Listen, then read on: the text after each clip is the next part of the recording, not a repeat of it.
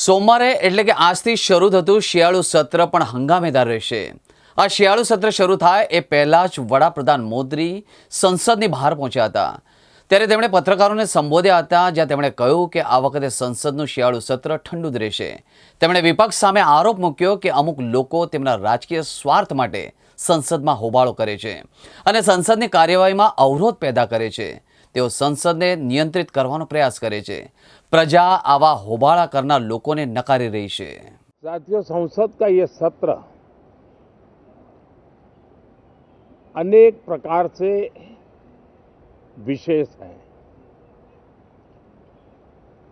और सबसे बड़ी बात है हमारे संविधान के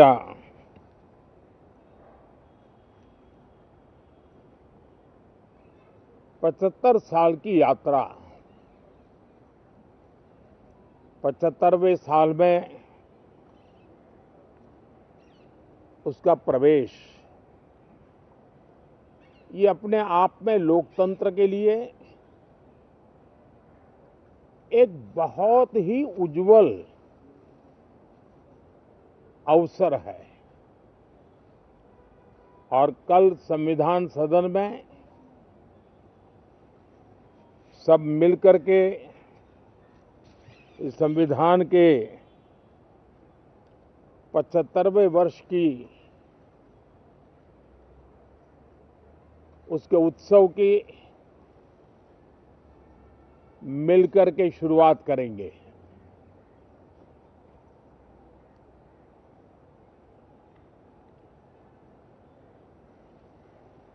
संविधान निर्माताओं ने संविधान निर्माण करते समय एक एक बिंदु पर बहुत विस्तार से बहस की है और तब जाकर के ऐसा उत्तम दस्तावेज हमें प्राप्त हुआ है। और उसकी एक महत्वपूर्ण इकाई है हमारी संसद। हमारे सांसद भी और हमारी संसद भी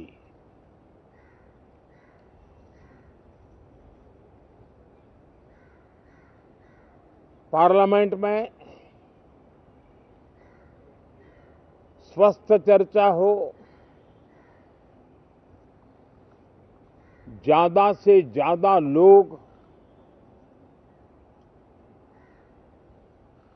चर्चा में अपना योगदान दें।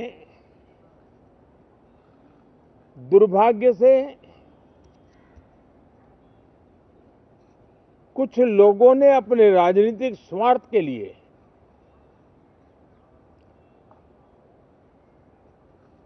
जिनको जनता ने अस्वीकार किया है,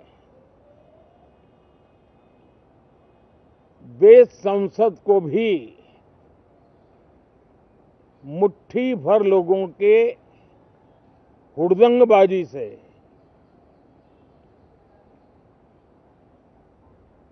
कंट्रोल करने का लगातार प्रयास कर रहे हैं। उनका अपना मकसद तो संसद की गतिविधि को रोकने से ज्यादा सफल नहीं होता है और देश की जनता उनके सारे व्यवहारों को काउंट करती है और जब समय आता है तो सजा भी देती है। लेकिन सबसे ज्यादा पीड़ा की बात यह है कि जो नए सांसद होते हैं, नए विचार, नई ऊर्जा लेकर के आते हैं और ये किसी एक दल में नहीं, सभी दल में आते हैं। उनके अधिकारों को कुछ लोग दबोच देते हैं। सदन में बोलने का उनको अवसर तक नहीं मिलता है। लोकतांत्रिक परंपरा में हर पीढ़ी का काम है आने वाली पीढ़ियों को तैयार करे, लेकिन 80-80, 90-90 बार जनता ने जिनको लगातार नकार दिया है, वे न संसद में चर्चा होने देते हैं, न लोकतंत्र की भावना का सम्मान करते हैं, न ही वह लोगों की आकांक्षाओं का कोई महत्व समझते हैं, उनका उसके प्रति कोई दायित्व है वो कोई समझ पाते हैं। और उसका परिणाम है वो जनता की उम्मीदों पर कभी भी खरे नहीं उतरते हैं और परिणाम स्वरूप जनता को बार बार उनको रिजेक्ट करना पड़ रहा है। साथियों, ये सदन लोकतंत्र की 2024 के पार्लियामेंट के चुनाव के बाद देश की जनता को अपने अपने राज्यों में कुछ स्थानों पर अपनी भावना, अपने विचार, अपनी अपेक्षाएं प्रकट करने का अवसर मिला है। उसमें भी 2024 के लोकसभा के चुनाव के नतीजों को और अधिक ताकत दी गई है राज्यों के द्वारा, और अधिक बल प्रदान किया गया है, और अधिक समर्थन का व्याप बढ़ा है। और लोकतंत्र की यह शर्त है कि हम जनता जनार्दन की भावनाओं का आदर करें, उनकी आशा अपेक्षाओं पर खरा उतरने के लिए दिन रात मेहनत करें। मैं बार बार खास करके विपक्ष के साथियों से आग्रह करता रहा हूं, और कुछ विपक्ष बहुत जिम्मेदारी से व्यवहार करते भी हैं। उनकी भी इच्छा रहती है कि सदन में सुचारू रूप से काम हो, लेकिन लगातार जिनको जनता ने नकार दिया है, वे अपने साथियों की बात को भी दबोच देते थे, उनकी भावनाओं का भी अनादर करते हैं, लोकतंत्र की भावनाओं का अनादर करते हैं। मैं आशा करता हूं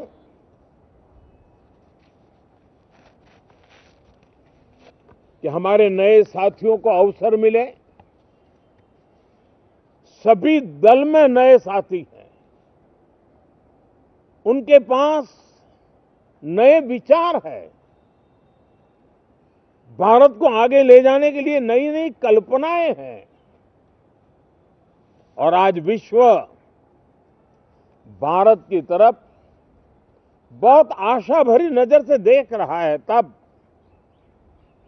हम संसद का समय का उपयोग वैश्विक स्तर पर भी भारत के आज जो सम्मान बढ़ा है, भारत का प्रति जो आकर्षण बढ़ा है, उसको बल प्रदान करने वाला हमारा व्यवहार रहना चाहिए। विश्व के अंदर भारत को ऐसे अवसर बहुत कम मिलते हैं जो आज मिला है, और भारत की संसद से वो संदेश भी जाना चाहिए कि भारत के मतदाता,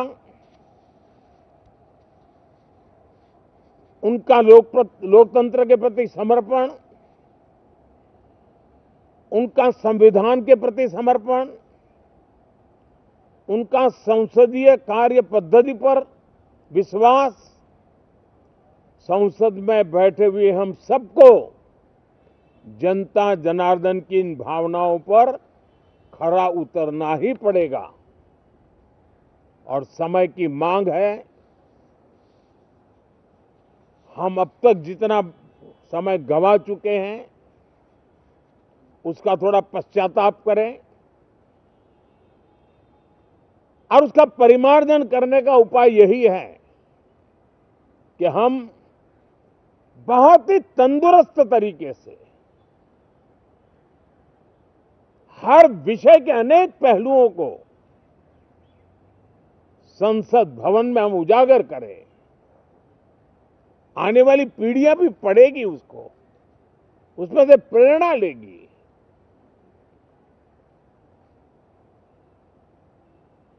मैं आशा करता हूं कि ये सत्र बहुत ही परिणामकारी हो, संविधान के 75वें वर्ष की शान को बढ़ाने वाला हो,